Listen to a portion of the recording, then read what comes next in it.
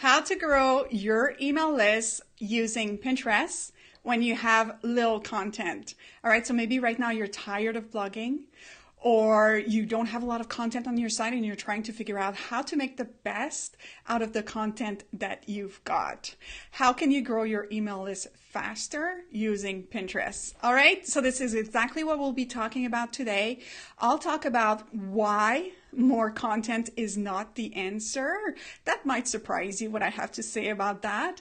I'll also talk about the number one mistake I see entrepreneurs make when they're growing their email list, and that actually hurts sales. And I've made that mistake, so it's all good. We all do mistakes. I'll also talk about my favorite way for growing my email list using Pinterest, and what can you do to grow your own email list. Hey, Nanan, hi. So guys, introduce yourself. Just let me know you're here so I can give you guys a shout out. Hey, Banaz, hi. Nice to see you here. All right, so my name is Isabelle Paquin, and I'm a marketing strategist, and I help entrepreneurs grow their list visibility in business using Pinterest. I'm also the host of a free Facebook group called Rise Up Entrepreneurs, and we'll be having a follow-up conversation after this live in the group. So if you're not a member yet, click on that link in the video description and answer a few short questions to join the group, and I'll be happy to welcome you. All right, so let's get cracking. Hey, Mandy, nice to see you here. All right, so first thing I want to talk about is why more content is not the answer. Okay, so one of the questions I often get asked is, how often should I be blogging, Isabelle? Should I be blogging on a weekly basis, on a monthly basis, every other weeks? And some people out there even talk about creating content, either like blogging or video, on a daily basis. And I mean, who has time for that, right? Let's be honest. If you're spending all your day creating content, when are you going to have time to serve your clients and your students, right? You're not going to be spending as much time focusing on revenue generating activities if you're spending all this time creating content. So what's the better solution than creating a consistency? Well, my answer to that is quality. Always go for quality over quantity. It is so much more important. And I know a lot of people say that, but I see few entrepreneurs actually taking it to heart and applying it. Here's the reality. The vast majority of the traffic that I get to my site, and I know it's the same for a lot of entrepreneurs out there, the vast majority of the traffic is driven by a small percentage of the blog post. And those blog posts are the ones that just were right, that really resonated with the audience, that just hit the nail on the head, and that are popular and are driving the traffic. So the idea is to create more of those great pieces of content on a consistent basis than instead of producing a lot of content. That would be, of course, lower quality, because we don't have the time to just produce more and more and more, right? So the idea is not focusing on quantity, but really focusing on quality pieces of content and being very consistent over time. What I'll see people is they'll get in a content producing frenzy and they'll start creating, 4 or 5 blog posts in a row, and then you won't hear from them for weeks or maybe months. But what's going to happen is that Pinterest privilege and ranks higher profile that are more consistent, that are producing more fresh content. So it's better to spread those 4 or 5 blog posts over some weeks than to just drop them all at the same time. All right, so create quality content with consistency. Now, what kind of consistency? Well, you create what you can based on your own time schedule. What can you afford in terms of your time commitment? And then go for that. So when I started, I launched my blog. I only had 5 blog posts. So I wrote those 5 blog posts before launching it. And then I started adding content on a monthly basis, because that's all the time that I had, because I was working on all those crazy other things. And instead, I prefer focusing on the quality of what I wanted. And also, back then, I didn't have all the systems that I have right now that allow me to be so much more efficient with my content. So now I'm able to do on a weekly basis. So of course, that helps more. But really, if you can only afford once a month or once every other week, that's what you can do, then do that. Instead of going for quantity, and then the quality would suffer as a result. All right, so let me know in the comment. Have you guys ever heard that advice that you should just go for quantity, quantity, quantity? Even people telling you to create content on a daily basis. Let me know if you've heard that advice before. I highly disagree with it. I just absolutely opposed to that advice. So let me know your thoughts about that, and what if you've ever heard that advice out there telling you to just keep producing content. All right, so the other thing I want to talk about is the number one mistake people make when building their email list, and that hurts sales. So Benaz is saying, yeah, she's heard it. She's heard people that are saying, do daily content. It's just crazy, right? So yeah, to keep the algorithms happy, but the algorithms will only be happy if you produce quality, because they want to see popularity. So on Pinterest, if your pins, your content are not popular, you're not going to get traffic out of them. Pinterest will look at is that post getting engagement? And if it's not getting engagement, it will start slowly trolling down the traffic to it. And then that pretty much becomes a dead blog post until you find a way to revive it. But quality will always work better with the algorithm than quantity. It's a myth out there that quantity is better for algorithm. It is quality and consistency. All right. So the number one mistake people make when building their list that hurts their sales. Yeah, Catherine is saying if I can see your comments. Yeah, I can. I just replied to your comments, actually, Catherine. But thanks for checking on it. All right. So the number one mistake people make when they're building their email list that hurts sales, and I made that mistake. So when I started my business, I had heard. And I was following this advice that for every pieces of content, you should have a specific freebie to help you increase your email list faster. And so every time I was producing a piece of content, I would create a freebie for it. Well, let's talk about this. It was just crazy.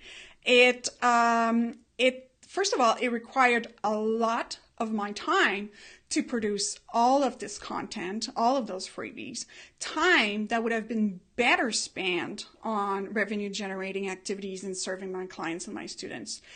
And not only that, but what happened is that I had all those freebies out there on my site. And then for each, they were kind of all a bit different. So for each, I would in turn have to create a different email sequence onboarding. That starts being crazy, right? And so when people would subscribe to more than one of my freebies, they would start getting more than one email from me, and it would just overload them with emails. And it was just an absolute nightmare. And it was very time consuming for me to do. And it was difficult to manage. And the problem it did is I didn't have a very clear path on my site from taking a pinner that lands on my site into an email subscribers and eventually into a buyer.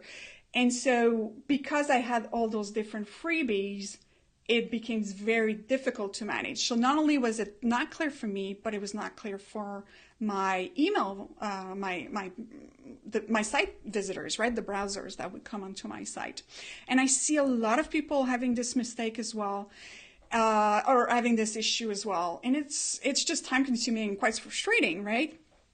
And so one thing that I did on my site, I started doing that 3 months ago. I went to one, actually I have two now, but I narrowed down from about 15 or 18 different freebies down to now 2 lead magnets, and there's one that I'm actually very, very focused on. And that was a risk, right? That was something that I did that was uncomfortable, but I wanted to test it. I wanted to see what would happen if I had a very, very clear path. What would happen to my email list? And surprisingly enough, instead of seeing my conversion rate, so instead of seeing my email list start go down, it actually did the opposite. It went up, because it's clear for me how I take my pinners onto my email list and into buyers. But it's also clearer now on my site and for my customers and for my pinners to actually understand how can they become an email subscriber. It's clearer on my site, it's more optimized, and it has helped tremendously. Not only now it's saving me time, I have one lead magnet. That's it. Well, I have another one, but it's kind of a secondary one. But I have one lead magnet that I push. So a lead magnet, for those of you that are not too familiar with that term, that could be used that it's a freebie, right? It could be a content upgrade, it could be a checklist, a cheat sheet, a roadmap, all those things that you kind of sign up for free. It's a freebie, right? And so since I've had this one lead magnet on my side, my email list has just even skyrocketed even faster. So it's been an amazing journey, and I wanted to share that with you guys, because not only has it helped my email list grow faster, but it's easier for me, because now I don't have to produce all those different content upgrades, right? So let me know if you guys have been on this path. Have you heard the advice that you should be creating one content upgrade or one freebie for each of your blog posts? And how did that do for you in terms of managing this entire flow? Because it just becomes crazy, right? But let me know in the comment, what was your experience? Have you been through that? Have you heard the advice that you should be creating one content upgrade for each of your blog posts?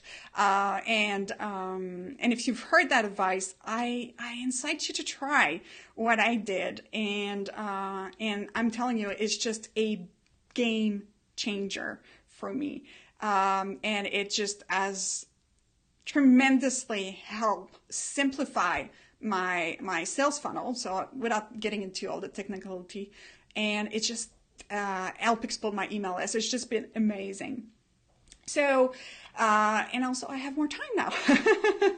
So, Catherine's saying, still wondering what to use as a lead magnet that isn't a discount. Yeah, so what you want to do, you don't want to discount things. So if you're presenting yourself as a premium brand, which most of us want to do, right?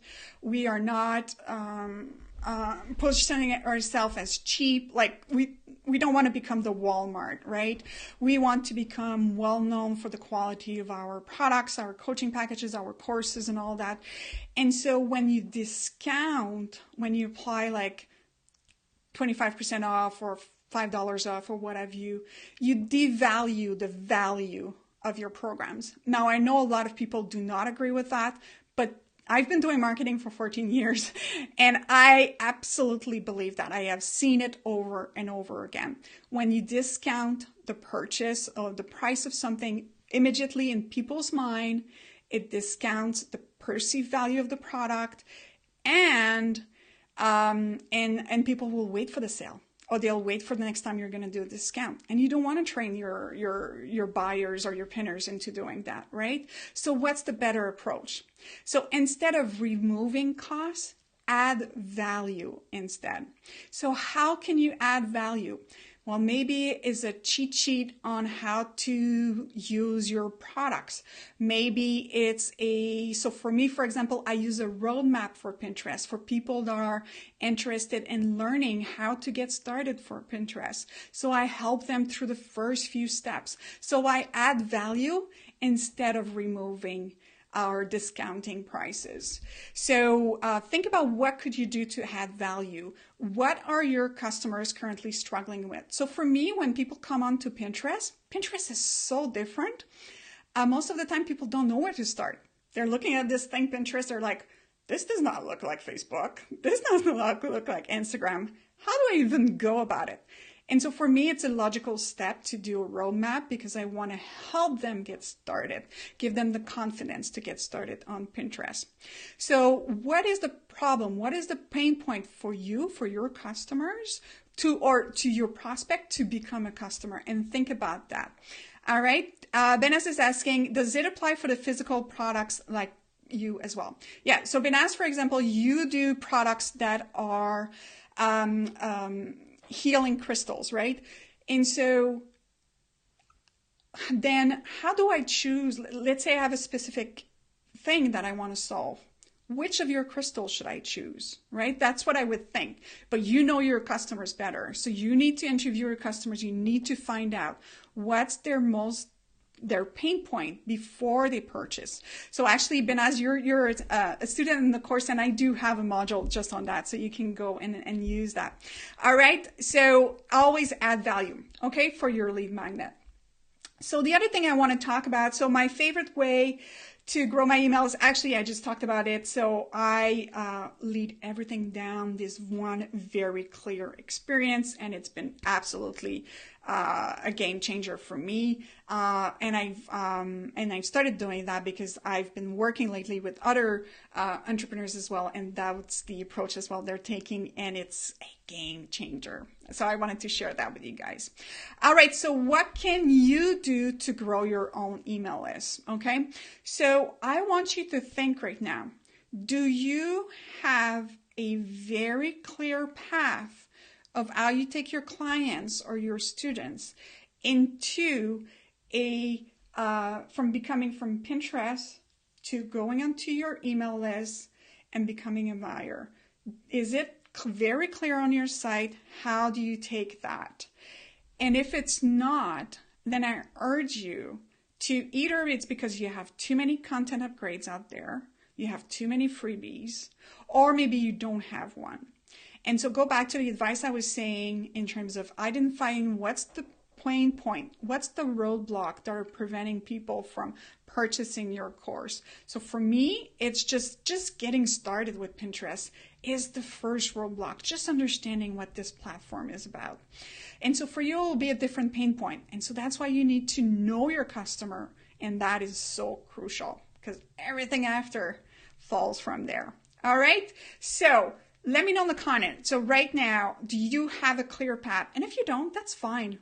I did not at the beginning, but it can always be changed. That's the beauty with having a website. We can just go in and tweak it, and it's just all fine, right? And then we can test things. So what are your thoughts on this? I know it's very different from a lot of the other advice that you hear out there. A lot of people, the big names out there in the industry are telling you, produce content all the time, go for quantity, go for quantity. And then they'll tell you create a content upgrade for each of your blog posts, and then just have that all over your site, right? When what I'm saying here is, I do not agree with that, and this has not been working in my experience at all. Being very, very, very focused in terms of focusing on quality of your blog posts, consistency, things that resonate with your audience. So you need to know your audience first. And then from there, focusing on one or two lead magnet that has a clear path into taking that pinner that just landed on your site, that's just a browser, and turning that person into an email list subscribers. All right. So I know I talked a lot about things that are different than what you hear a lot outside and out there, in the marketplace, and what other experts are telling you. But I'm telling you, I believe very, very strongly, and I've seen it. I've seen it in action. It works, and it'll save you time and allow you to better serve your clients and your your students, because instead of being producing quantity in content, you'll be focusing instead on building and growing your business, because now you'll just have more time. All right. So let me know, what are your thoughts? Do you agree? Do you disagree? What has been your experience? We will be having a follow-up conversation in the group in Rise Up Entrepreneur right after this live. So I'm looking forward to seeing you guys there, and keep having the conversation over there. All right, guys. See you later. Thanks.